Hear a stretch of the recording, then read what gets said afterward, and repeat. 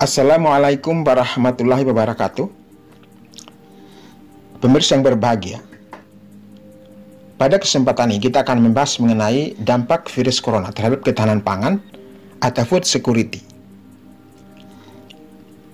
Kita ketahui bahwa virus corona atau COVID-19 ditemukan pertama kali di China, di Wuhan, pada akhir Desember 2019. Dan sejak itu jumlah korban terus meningkat. Per hari ini, jumlah kasus virus corona di seluruh dunia sudah mencapai lebih dari 3 juta orang. Dan jumlah yang meninggal mencapai 217.985 orang.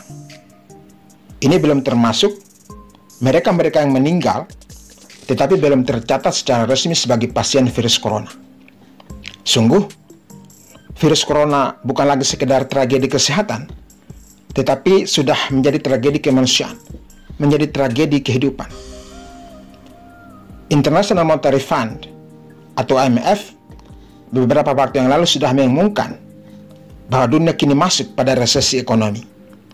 Semua negara dan seluruh sektor merasakan dampaknya, termasuk dalam hal ketahanan pangan atau food security. Ketahanan pangan atau food security ini penting untuk dibahas, penting untuk dicermati, karena pangan merupakan kebutuhan dasar. Orang tidak bisa hidup tanpa pangan. Tentu kalau kita bicara food security ini, kita bicara soal 4 aspek yang menjadi pilarnya, yaitu ketersediaan, aksesibilitas, pemanfaatan, dan stabilitas. Berkaitan dengan hal ini, adalah menarik bahwa Organisasi Pangan dan Pertanian PBB yaitu FAO, Organisasi Kesehatan Sedunia yaitu WHO, dan Organisasi Perdagangan Dunia yaitu WTO mengeluarkan pernyataan bersama Joint Statement yang memperingatkan semua negara di dunia tentang kemungkinan dampak pandemik COVID-19 terhadap ketahanan pangan. Negara-negara di dunia diperingatkan agar langkah-langkah penanganan virus corona harus memperhatikan aspek ketersediaan pangan. Hal ini karena penanganan yang salah akan berakibat pada kekurangan pangan secara global yang bisa mengarah pada kelaparan dan gejolak sosial lainnya. Pemirsa yang berbahagia, kalau kita cermati, selama ini PBB dan WTO jarang memberikan joint statement. Mereka mengeluarkan joint statement karena memang kondisinya sudah serius. Dan memang pandemi COVID-19 memberikan dampak serius pada ketahanan pangan. Kita sebut memberikan dampak yang serius karena sebenarnya sebelumnya sudah cukup banyak tantangan-tantangan lain yang menghadang, yang mempengaruhi ketahanan pangan. Misalnya konversi lahan yang terus-menerus dari pertanian ke non-pertanian, atau dari pertanian pangan ke pertanian non-pangan. Kemudian ada urbanisasi, ada keinginan kaum muda untuk menggeluti pertanian, dan ada perubahan iklim. Perubahan iklim memicu sering terjadinya banjir, kekeringan, dan serangan hama penyakit yang bermuara pada penurunan produksi. Tahun lalu misalnya, kemarau hebat melanda berbagai negara yang menyebabkan penurunan produksi pangan. Kita mencatat bahwa tahun 2018, Thailand mengekspor 11,1 juta ton beras, yang kemudian berkurang hanya menjadi 7,5 juta ton beras tahun lalu. Salah satunya karena kemarau. Australia sebagai negara pengekspor gandum bahkan harus mengimpor gandum untuk pertama kalinya dalam 12 tahun terakhir karena dilanda kekeringan. Dan menurut program pangan PBB, sebanyak 821 juta orang mengalami kelaparan di seluruh dunia tahun lalu. Lantas, kenapa COVID-19 bisa berdampak pada ketahanan pangan? Ada beberapa alasan. Pertama, dari aspek ketersediaan tenaga kerja atau SDM yang mengelola pertanian. Terjadi kelangkaan atau kekurangan tenaga kerja yang mengelola sektor pertanian, baik karena meninggal, sakit, tinggal di rumah, karena terbatas aksesnya akibat lockdown, atau akibat pembatasan-pembatasan mobilitas, yang kesemuanya itu akan berpengaruh langsung pada penurunan produksi pangan. Kedua, terjadi disrupsi di rantai pasok karena adanya lockdown, karantina, atau pembatasan-pembatasan mobilitas lainnya yang diberlakukan di berbagai daerah, di berbagai negara. Disrupsi ini tidak hanya terjadi pada outputnya saja, tetapi juga pada saprodi atau barang-barang input. Untuk outputnya, walaupun produk tersedia, tetapi harus dipastikan bahwa distribusinya atau pengalirannya ke tempat konsumen itu lancar. Di sisi lain, gangguan distribusi input atau saprodi seperti pupuk, pestisida, benih, dan alsintan akan menyebabkan terganggunya subsistem produksi yang semuanya akan bermuara pada penurunan produksi. Ketiga, meningkatnya pengangguran dan pelemahan ekonomi secara umum akan langsung mengurangi kemampuan daya beli masyarakat. Aksesibilitas masyarakat terhadap pangan akan sangat berkurang. Dengan kalimat yang sederhana kita katakan bahwa walaupun ada pangan sekalipun, tidak ada gunanya kalau masyarakat tidak punya uang. Keempat, terjadi panic buying di berbagai negara, sehingga supply tidak dapat memenuhi permintaan yang seketika melonjak drastis. Kelima, berkaitan dengan poin-poin sebelumnya tadi, sebagian besar negara-negara pengekspor pangan kini menahan produknya. Mereka tidak lagi menjual produk pangannya itu ke pasar internasional. Mereka menahannya untuk kebutuhan domestik saja.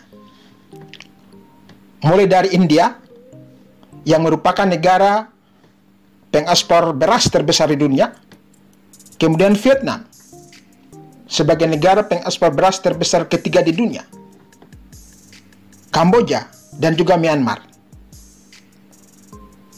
Saat ini tinggal Thailand saja yang tidak atau belum berencana menahan ekspor berasnya.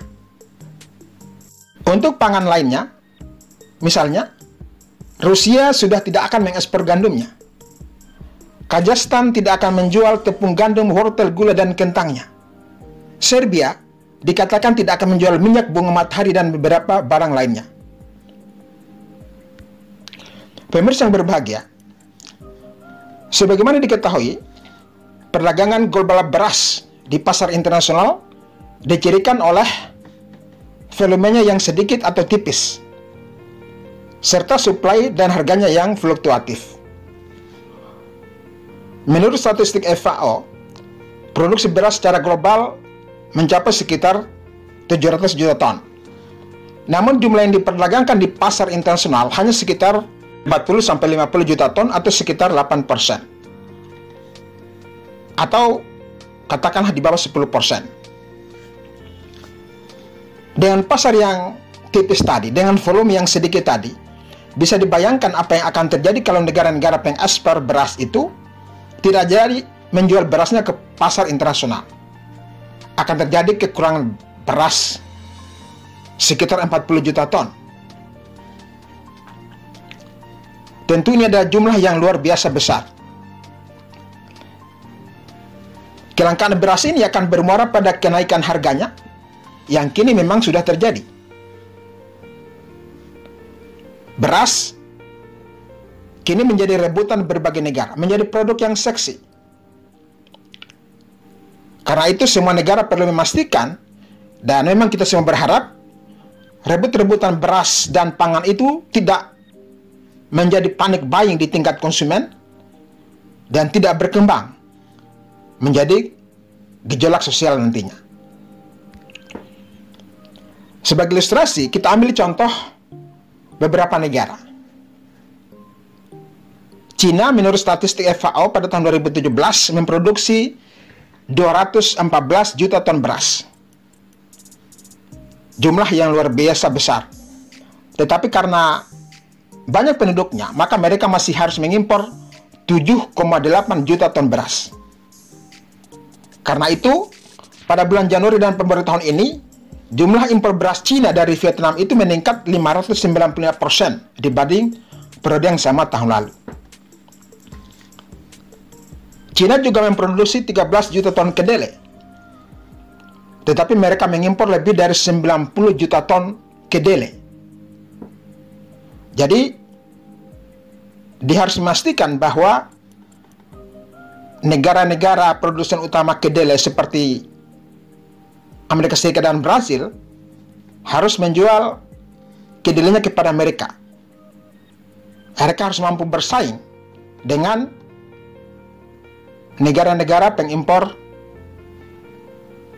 kedelai. Filipina memproduksi beras 19 juta ton, tetapi mengimpor 1,3 juta ton. Bahkan diprediksi tahun ini mereka berkeinginan atau berencana untuk mengimpor sekitar 2 juta ton beras. Ada juga Singapura yang harus mengimpor 95% kebutuhan pangannya. Pemirsa yang berbahagia,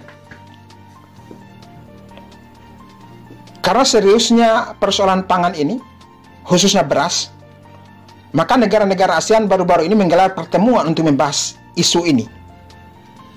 Namun, belum dicapai titik temu. Negara-negara produsen belum berniat untuk menjual berasnya. Misalnya, Filipina sebagai pembeli tradisional beras Vietnam meminta Vietnam untuk menghormati komitmen awalnya untuk menjual berasnya kepada Amerika. Namun Vietnam tetap masih melarang ekspor, sehingga masih banyak beras yang ada di gudang-gudang di pelabuhan Vietnam tidak bisa diangkut ke Filipina karena sudah ada larangan ekspor. Di sisi lain, harga beras yang naik dipicu permintaan yang tinggi membuat Vietnam atau negara-negara produsen yang lain mungkin tidak akan begitu saja menjual berasnya kepada pembeli-pembeli tradisionalnya karena ada tawaran harga yang lebih bagus.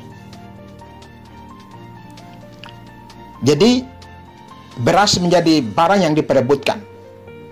Apalagi bahwa tren impor beras itu tidak hanya berasal dari negara-negara importer tradisional, ada Cina, Indonesia, Nigeria, Filipina, tetapi juga dari Irak, Malaysia, Perancis, Taiwan, Senegal, Rusia, dan lain-lain.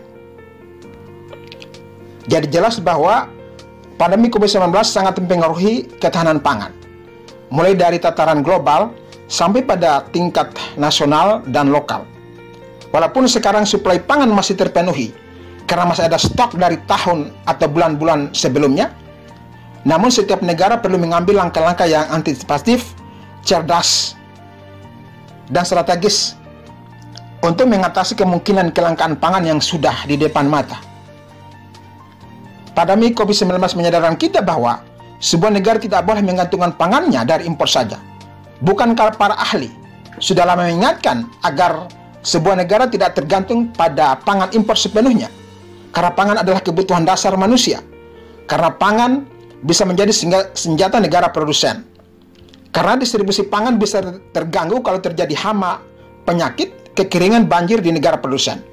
Karena distribusi pangan bisa terganggu kalau ada pemogokan buruh, perang, dan wabah di negara produsen. Jadi berbagai langkah harus dilakukan untuk menjamin swasembada pangan, untuk menjamin ketersediaan pangan, khususnya pangan pokok, agar tercipta ketahanan pangan yang tinggi. Demikian apa yang dapat kami sampaikan.